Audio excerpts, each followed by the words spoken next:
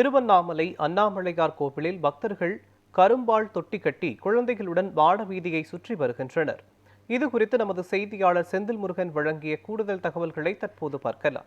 இந்த அண்ணாமலையார் வேண்டுதல் பார்த்தீங்கன்னா திருவண்ணாமலை ரொம்ப பிரசித்தியான ஒரு வேண்டுதல். இது எல்லா குழந்தை இல்லாதவங்களுக்கு குழந்தைகளும், கல்யாணம் ஆகாதவங்க, கல்யாணம் ஆக ரொம்ப நாள் கழித்து குழந்தை இல்லாதவங்க, இன்னொருத்தர் குழந்தை நம்மளுக்கு பாக்கியம் இல்லைன்னா இன்னொருத்தருக்கு தொட்டில் வாங்கி கொடுத்து தொட்டில் கட்டி வேண்டுதலுக்காக அண்ணாமலையார் பாதத்தில் இது நடக்குது. தொண்டு தொட்டு இது பார்த்தீங்கன்னா பல நூற்றாண்டுகளாக நடந்துகிட்ருக்கு. ஆனால் பிரசித்தியான நம்ம அண்ணாமலையார் கோயிலில் பார்த்தீங்கன்னா இது ஒரு வேண்டுதலாக முன் வைக்கிறாங்க. அது இதுவரை இதுவானதே கிடையாது. எல்லாமே நல்லபடியாக தான் நடந்திருக்கு. அண்ணாமலையார் புண்ணியத்தில் இது வேண்டுதல் கரெக்டாக இருக்குங்க. அதாவது பார்த்தோம்னா திருவண்ணாமலை கார்த்திகை தீபமானது அதாவது கடந்த 24ஆம் தேதி கொடியேற்றத்துடன் வெகு விமர்சையாக நடைபெற்றது. அதனைத் தொடர்ந்து காலையிலும் மாலையிலும் இரு வேளைகளும் சுவாமிகள் மாட வீதியுலா வருவது வழக்கம். அதன்படி இன்று அதாவது கிட்டத்தட்ட இந்த நாட்களாக அண்ணாமலையார், உண்ணாமலையம்மன், விநாயகர், சந்திரசேகர் ஆகியோர் மாட வீதியில் வலம் வந்து பக்தர்களுக்கு அருள் பாலிக்கின்றனர்.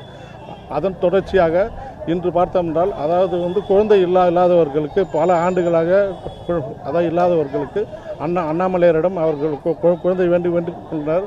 அதன்படி அவர்கள் இன்று இங்கே அதாவது கரும்பில் தொட்டில் கட்டி அவர்களது குழந்தைகளை அதில் வைத்து மாட வீதி அதாவது 1 கிலோமீட்டர் அளவுக்கு மேலுள்ள மாட வீதியில் அதாவது கணவனும் அதாவது பார்த்தோம்னா அவர்கள் இருவரும் அதாவது கரும்பை தோளில் வைத்து சுமந்து மாட வீதியில் அதாவது உலா பார்த்தோம்னா நேர்த்திக்கடனை செலுத்தி வருகின்றனர்.